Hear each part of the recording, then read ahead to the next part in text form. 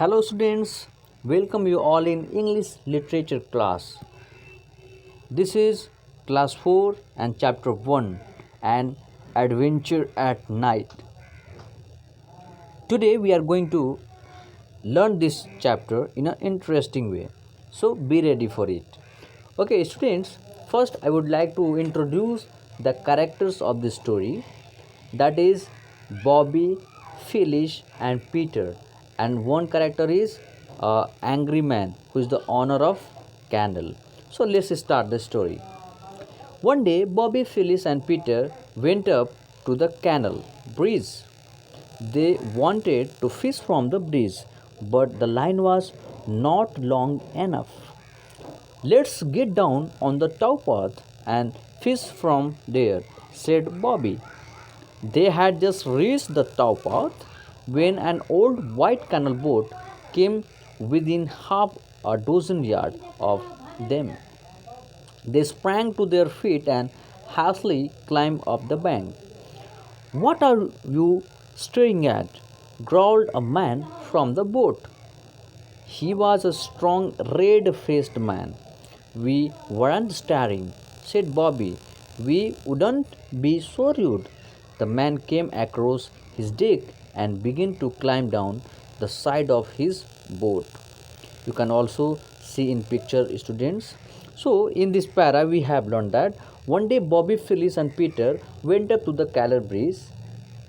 They want some fish, but the bridge is not so long. So Bobby says, "Let's go fishing on the towpath." As soon as they reach the bank of the canal, a red faced man reaches there and asks them, "What are you doing here? And whom are you watching so carefully?" The man scolding them came on his boat. Then Bobby said, "We were not staring. How we could do that?" Then the man came across his deck and began to climb down the side of his boat. Okay, next para.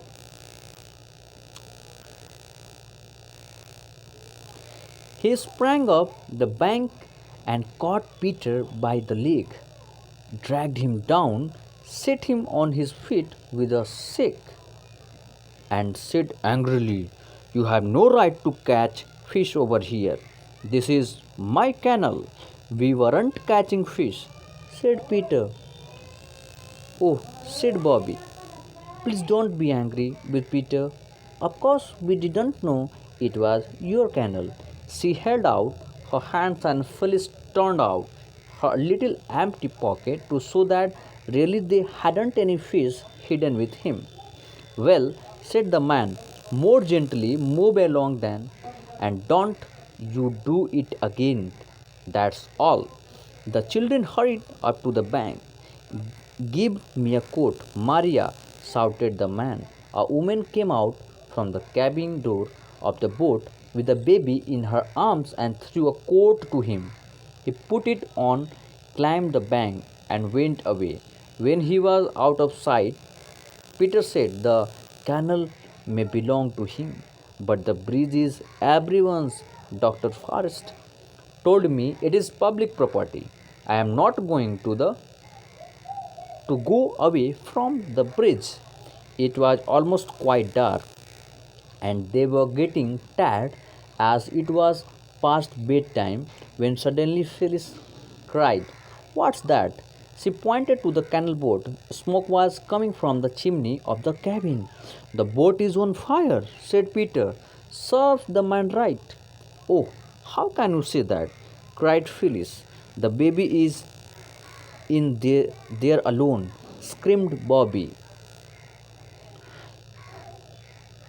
In an instant, all three made for the boat. Bobby was first, then came Peter, who slipped and fell.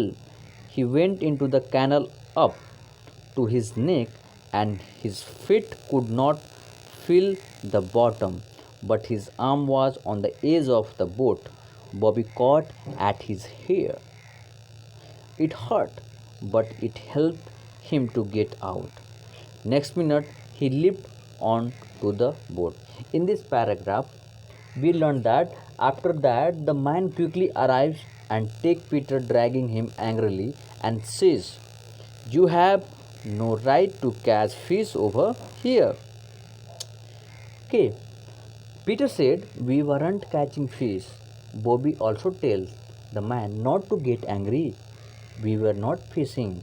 Then Peter shows her a small pocket to angry person that we do not have any fish. You can check our pocket. They then man says that everyone should run away from here quickly. You people should not show up here again, and they start leaving from the bank of canal. Then the man shouts out to his wife Maria, asked for his coat.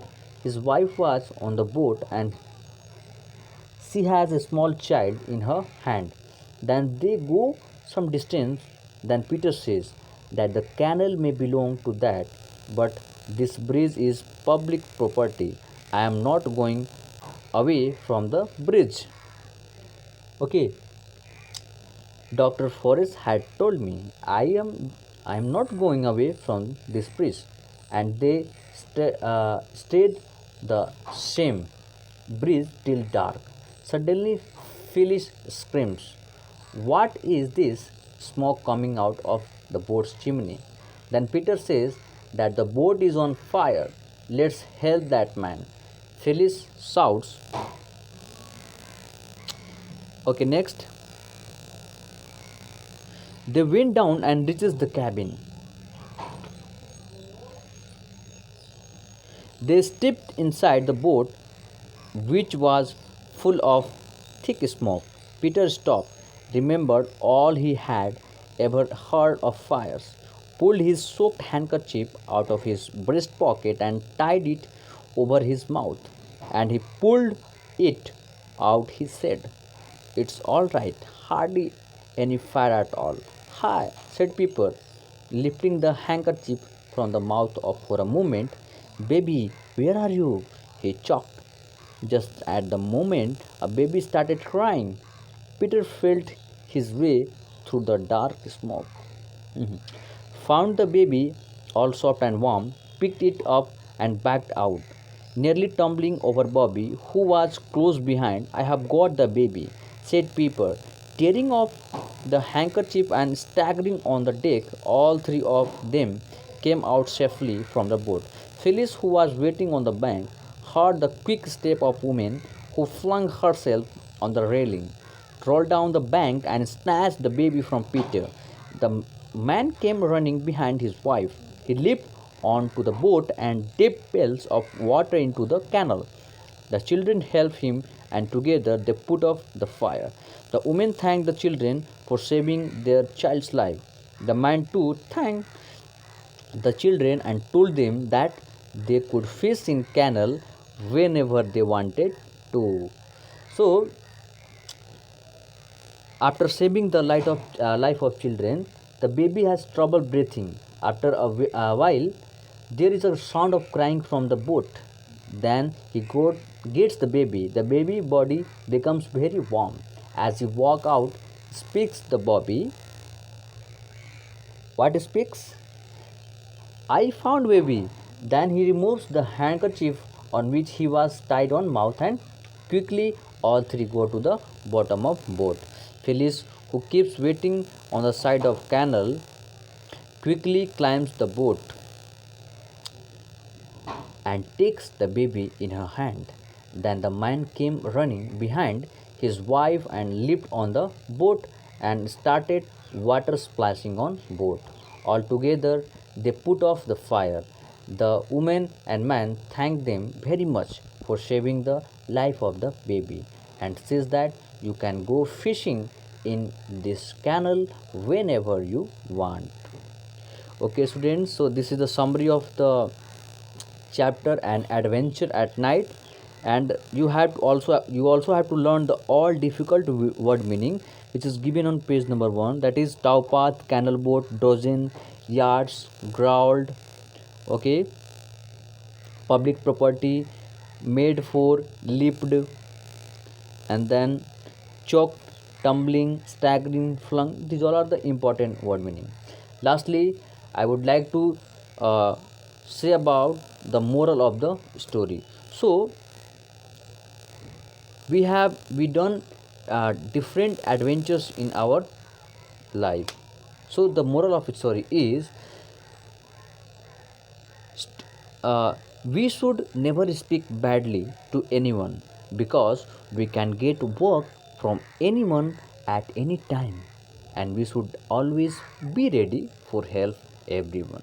So you have to help, and if you help another, they will also help you.